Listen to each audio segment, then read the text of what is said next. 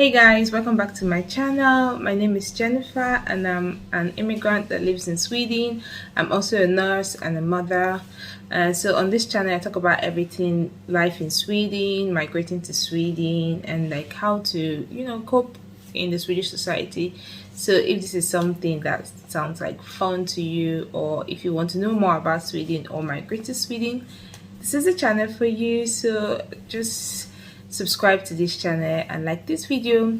So in this video today we're going to be talking about like the main types of visas that you can use to migrate to Sweden, how to go about these visas, like the requirements and the easiest types of visas to get.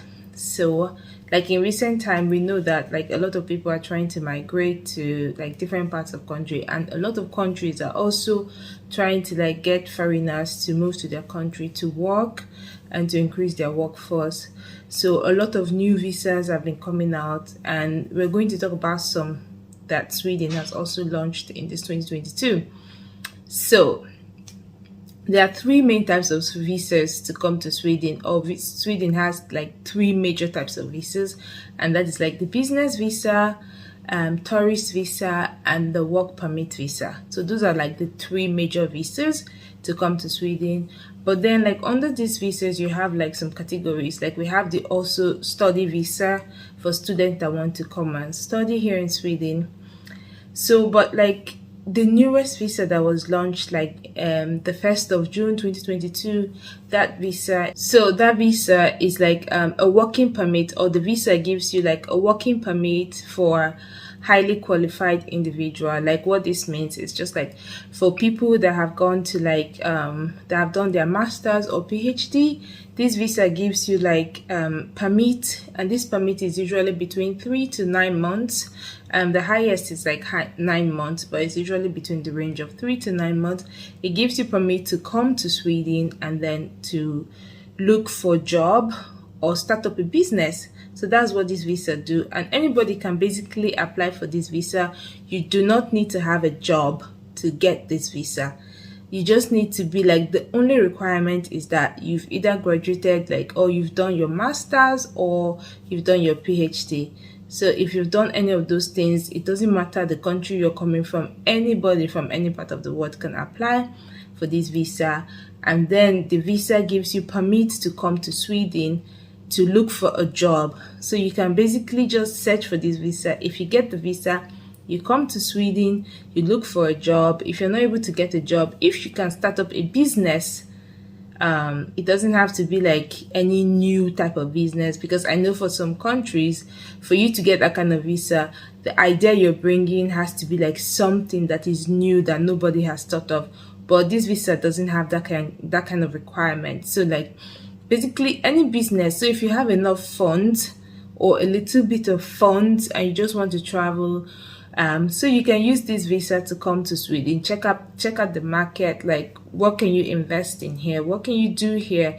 And if you start up that business, you are able to get like a work permit for 5 years to stay in Sweden, and this work permit then leads to like a permanent residence, and then you can also search for the Sweden citizenship. So this is amazing, guys. So like if you want to move to Sweden and you're a master's degree holder, this is the opportunity for you. You can come here, like, and I think that this is really good because it gives you like an edge for you to like get to know the society, see the Swedish society, how things works, and get to like familiarize yourself with certain things like in the Swedish society. So for you, then you can decide later, like, do I want to live in this society?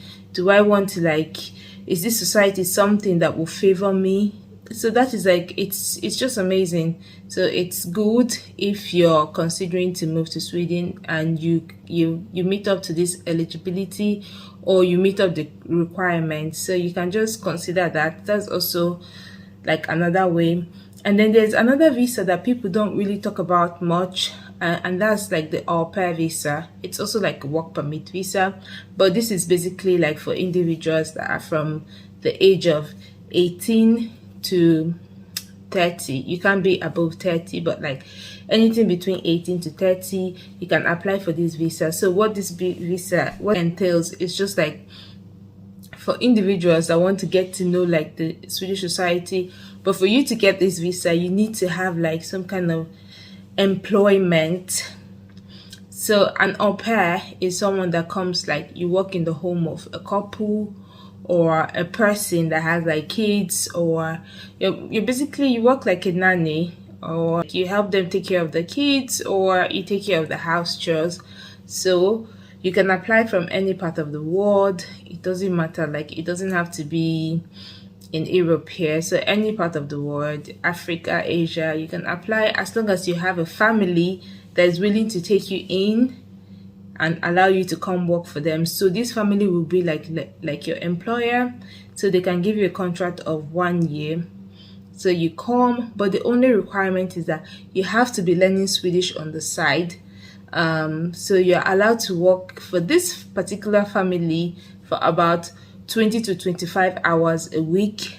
Then the remaining 15 to 20 hours, you use it to learn Swedish. So one of the requirements before you can search for the visa, you have to have registered like to a Swedish school to learn the Swedish language.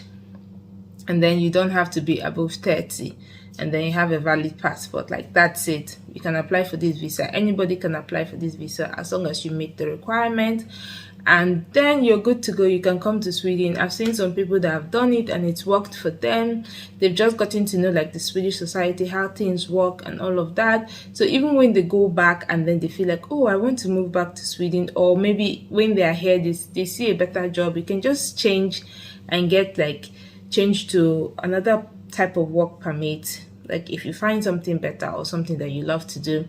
So it's also another way, and people don't really talk much about this visa because not a lot of people know about this visa, and the requirements are not that much. You don't need to pass like any language test or anything. It's just that you need an employer, unlike the highly talented individuals, whereby you don't need a job offer or a sponsor. You can just come on your own. So that's just the difference. And then you have like your standard work visa. Now for this visa, you need to have like unemployment and somebody that is sponsoring you, like giving you an employment offer to get the working permit to come to Sweden. So that's the difference. And this other one, like the requirements are not much. Like the job should be paying you above 13,000 Swedish crowns before tax. So 13,000 Swedish crowns is more like it's like approximately $1,200.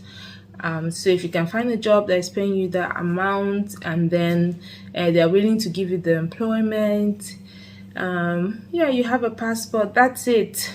You don't need to know the language or anything. This working permit visa can lead to permanent residency, and then eventually the Swedish citizenship. So like if that's something you're interested in, and then you find like you want to stay in Sweden, you like the culture, you like the people, the society, then you should definitely like consider. So, and then now Sweden has like another visa, which is the working holiday visa. Now I think this visa is like relatively new, and the countries that like have right to apply for.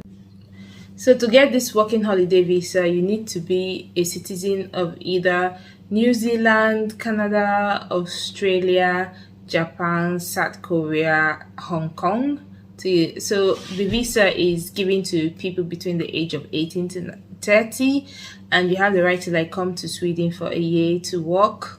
That's what the holiday visa is all about, and it's also a good way to like get to know the Swedish society, and it's also a fast means if you want to migrate to Sweden.